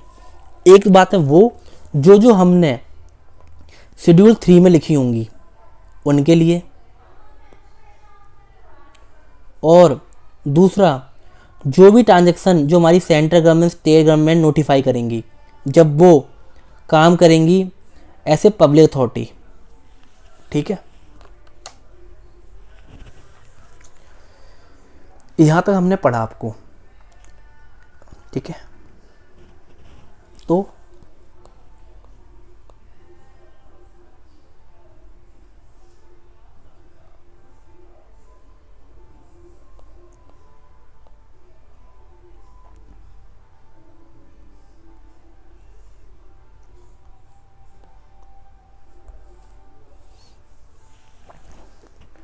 इसी के साथ मैं अपना बताना चाहूँगा, आज हमने जो पढ़ा है थोड़ा सा हमने बस टच करा है सप्लाई को। कल हम इस चैप्टर को दोबारा पढ़ेंगे, और आप मुझे पता है आप सभी के माइंड में ये डाउट आएगा कि सर आप 1 घंटे क्लास ले रहे हैं, कोर्स हमारा कैसे होगा। तो आप उसकी टेंशन ना लें, मैं आपको फिर कह रहा हूँ स्टार्टिंग में कुछ जो आपकी 8-10 या 7-8 क्लास होंगी, क्योंकि मुझको भी देखना है कि आप लोगों का कैसा रिस्पॉन्स आ रहा है। तो स्टार्टिंग में तो वो 1 घंटे की क्लास होंगी, लेकिन बाद में मैं उनको कन्वर्ट करके 2 या 3 घंटे जैसा मेरे को एप्लीकेबल लगे वो कर दूंगा। बट ये भी है जो स्टार्टिंग की चैप्टर हैं थोड़ी ये हेडिंग वाले चैप्टर है, अगर मैंने आपको ये एकदम से पढ़ा दिया ना आपके माइंड में नहीं आएगा। और मेरा जो बैच लाने का मकसद ये था, वो मकसद ये था आपके बाकी जो सब्जेक्ट है वो कंटिन्यू चलते रहें, आपको उनमें कहीं प्रॉब्लम ना आए, आप साइड बाई साइड आपका जीएसटी भी हो जाए, ठीक है। तो ये जो स्टार्टिंग के कंसेप्ट हैं थोड़े ट्रिकी हैं, क्योंकि आप पहली बार लॉ देखेंगे। और सबसे इम्पोर्टेंट तो सेक्शन ये सेक्शन 7 है। आपको लग रहा है मैं बहुत, कुछ लोगों को लग रहा होगा मैं बहुत टाइम लगा रहा हूँ, बट आपको बताना चाहूँगा कि अगर हम अभी टाइम लगा लेंगे तो 2 फ़ायदे होंगे। पहला फ़ायदा ये, आपको कभी फ्यूचर में ये सेक्शन दोबारा नहीं पढ़ना पड़ेगा, ठीक है। तो आपके पास 2 ऑप्शन है, या तो मैं आपको जल्दी जल्दी पढ़ा दूँ, आप मुझे कमेंट कर सकते हैं आपको लग रहा है मैं स्लो पढ़ा रहा हूँ तो, ठीक है। तो या तो मैं आपको जल्दी जल्दी पढ़ा दूँ, ठीक है, और फिर क्या होगा, फिर आपको ना तो कुछ समझ में आएगा, दूसरा समझ में आ भी गया, ठीक है, बाद में आप भूल जाएंगे। मेरा मकसद ये है मैं आपको थोड़ा थोड़ा पढ़ाऊँ, हल्का हल्का पढ़ाऊँ, बट आपको सारा पॉइंट हैंड थोड़ी याद करता रहूँ, ठीक है। तो ये जो मेरी मुहिम है इसको हम ज़रूर कंप्लीट करेंगे, और मुझे पता है मेरी रिस्पॉन्सिबिलिटी क्या है, मुझे आपका बैच ख़त्म कराना है, हम ये भी ख़त्म कंप्लीट करेंगे, आप इसकी टेंशन ना लें, मेरे पे छोड़ दें। और जैसे मैंने आज की जो आपको ये लेक्चर में पढ़ाया है, तो सबसे पहले आप एक काम करें, आप मेरा टेलीग्राम में चैनल जरूर ज्वाइन करें, जिसमें मैं अपने क्लास के नोट्स शेयर कर लूँगा। और इसके साथ साथ मुझे कमेंट जरूर करें कि आपको, देखो अभी 2-3 दिन से देख रहा हूँ मेरे पास कमेंट आ रहे हैं कुछ लोगों के बैच से रिलेटेड कि सर आप रेगुलर बैच अपलोड करें, तो मैंने उनको रिप्लाई करा है। तो मैं चाहूँगा आप ज़्यादा से ज़्यादा कमेंट करें, जिससे मुझे और पता चले कि आप लोगों को कहाँ कहाँ प्रॉब्लम आ रही है। जैसे सबसे पहली जो मुझे आपकी प्रॉब्लम आप लोगों की नज़र आई है, वो प्रॉब्लम ये आई है कि मेजोरिटी लोग जो मेरे पास 6-7 कमेंट आए हैं, लोगों ने ये बोला है कि सर आप प्लीज़ एक तो रेगुलर बैच अपलोड करें। तो जैसे मैंने आपको बोला कमेंट डालेंगे तो मैं आपका आंसर जरूर दूंगा, उसको रिजॉल्व भी करूँगा। तो मैं आपको गारंटी देता हूँ टुडे ऑनवर्ड आपको डेली बेसिस पे क्लास ज़रूर मिलेगी। दूसरा लोगों का कमेंट ये भी आया है कि सर आप जो क्लास अपलोड कर रहे हैं उनको 2 या 3 घंटे की अपलोड करें, 1 घंटे या 1.25 घंटे की अपलोड ना करें। तो मैं आपको बताना चाह रहा हूँ, मैं आपको वो जो भी क्लास है वो 2-3 घंटे की ही अवेलेबल कराऊँगा। लेकिन स्टार्टिंग के जो कुछ लेक्चर हैं, यानी जो 6-7 या 10 स्टार्टिंग के जो लेक्चर हैं जो बेस तैयार कर रहे हैं, इन लेक्चरों में हम जरा जो हमारी क्लास की ड्यूरेशन होगी वो हमारी 1 या 1.5 घंटे की होगी। इसके बाद ज़रूर हम इन लेक्चर को 2 या 3 घंटे का कन्वर्ट कर देंगे, और जहाँ जरूरत पड़ी तो हम 4-4 घंटे की भी लेक्चर रख लेंगे। तो इससे कोई इशू नहीं है। स्टार्टिंग के चैप्टर में हमें थोड़ा बेस बनाना है, इस चक्कर में हम थोड़ा धीमे धीमे पढ़ा रहे हैं, ठीक है। और जो मैंने आपको आज पढ़ाया, मुझे पता है कि आप में से किसी के भी कुछ पढ़ने में नहीं पढ़ा होगा, और मैं इस बात को एग्री करता हूँ। और अगर आपको जो मैंने आपको समझाया उसका अगर आपको अगर मैं आपको 100% समझाया, अगर आपको 1% समझ में आ गया तो आप बहुत हाई पे हैं, ठीक है। इसलिए हाई पे हैं कि मैंने अभी आप कुछ पढ़ाया ही नहीं है आपको आज के लेक्चर में, तो जस्ट मैंने आपको हल्का टच आइडिया करा सप्लाई होती क्या है, ठीक है। क्योंकि मैं भाग नहीं रहा, भागने में कोई फ़ायदा भी नहीं है, हमारे पास प्रॉपर टाइम है, ठीक है। हम इसको ईजिली बैच को ख़त्म कर लेंगे, कुछ भी ऐसा कुछ हरी सिस्टम नहीं है, ठीक है। अगर मुझे लगा कि कुछ डिले हो रहा है तो मैंने आपको जैसे बोला, आप जैसे इस हिसाब से कमेंट आएंगे, जैसे आपका कमेंट आया कि डेली वीडियो अपलोड करें, तो मैं आपको गारंटी देता हूँ मैं डेली वीडियो अपलोड करूँगा, ठीक है। तो आगे आगे जैसे कमेंट आएंगे उस हिसाब से हम बैच को उसके अकॉर्डिंग शिफ्ट कर लेंगे। इसके साथ कुछ क्वेरी आती ज़रूर पूछें, और मुझे आज नहीं लगता आज के लेक्चर में तो कुछ क्वेरी आपकी खैर ऐसा आएगी नहीं, क्योंकि मुझे ही पता है मैंने आज के लेक्चर में कुछ ज़्यादा आपको कुछ पढ़ाया नहीं है, जस्ट ओवरव्यू दिया है। बट इस ओवरव्यू से रिलेटेड भी अगर आपको कुछ क्वेरी आती ज़रूर से ज़रूर पूछें, जिससे मुझे पता चले कि मैं क्या गलती कर रहा हूँ, मैं उसके अकॉर्डिंग उसको ज़रूर ठीक करूँगा। जैसे मुझे पहले समझ में आया कि मुझे जो मैं गलती कर रहा था, मैं डेली क्लास अपलोड नहीं कर रहा था। आप लोगों के कमेंट और फीडबैक से ही ये मुझे मोटिवेशन मिला कि अब मैं डेली क्लास अपलोड करूँगा। तो उसी बेस पे आपको जो प्रॉब्लम आ रही है वो डेली बेसिस पे पूछें, हम उसको ज़रूर रिजॉल्व करेंगे। और इसके साथ साथ टेलीग्राम चैनल जरूर ज्वाइन करें, जिससे मैं आपको जो भी डेली अपडेट उसमें देता रहूँ। और अगर मेरी वीडियो अच्छी लग रही हो तो प्लीज़ मेरे चैनल को सब्सक्राइब करें, और सब्सक्राइब ना भी करें बट प्लीज़ कमेंट जरूर करें, जिससे मुझे समझ में आए कि आपको अगर कोई डाउट आ रहा है तो कमेंट जरूर करें, ठीक है। बेफालतू में भी कमेंट ना करें, बट जब डाउट आए तो प्लीज़ कमेंट करें, अपना कमेंट माइंड में मत डालें, ठीक है। क्लास से रिलेटेड जो भी क्वेरी में कमेंट करें। और अगर ये वीडियो अच्छी लग रही है तो मेरे चैनल को, मेरी जो वीडियो उनको शेयर करें, जिससे ज़्यादा लोगों को पहुँचे। और प्लीज़ टेंशन ना लें कि आपका बैच कंप्लीट नहीं होगा, बैच मैं आपको गारंटी दे रहा हूँ, मैं आपका बैच कंप्लीट करा दूंगा। और आपको जब मैं जीएसटी पढ़ाऊंगा तो मैंने आपको लेक्चर 1 में मैंने आपसे प्रॉमिस किया था कि मैं आपको एक पॉइंट भी ना तो याद कराऊंगा, मतलब याद का मतलब ना तो आपको कोई रट्टा मारना पड़ेगा, पहली बात, ठीक है। दूसरा, आपके जो फ्रेंड होंगे जिन्होंने जो लेक्चर लिए होंगे, ठीक है, वो कहीं से भी लिए होंगे, मुझे पता है सारे टीचर मुझसे अच्छे ही पढ़ाते होंगे, बट अगर आप मेरे से पढ़ेंगे तो मुझे नहीं पता मैं कैसे पढ़ाता हूँ, वो तो आप जज करेंगे। बट यस, मैं अपने पूरे एफर्ट दूंगा, और मेरे एफर्ट उस लेवल पे होंगे कि आप उन बच्चों से काफ़ी कई आगे हों, ठीक है। आपको कभी ये वाली कमी महसूस ना हो कि मैं आपको फ्री में लेक्चर दे रहा हूँ तो जस्ट मैं आपको छोड़ के उल्टा सीधा पढ़ा रहा हूँ, तो मैं ऐसा कभी नहीं करूँगा, ठीक है। किसी के भविष्य के साथ खेलने का मेरा कोई इंटेंशन नहीं है, आपका भविष्य है। अगर आप मेरी वीडियो देख रहे हैं तो ये मेरी गारंटी है, आपको अच्छी से अच्छी सर्विस प्रोवाइड कराऊँ, ठीक है।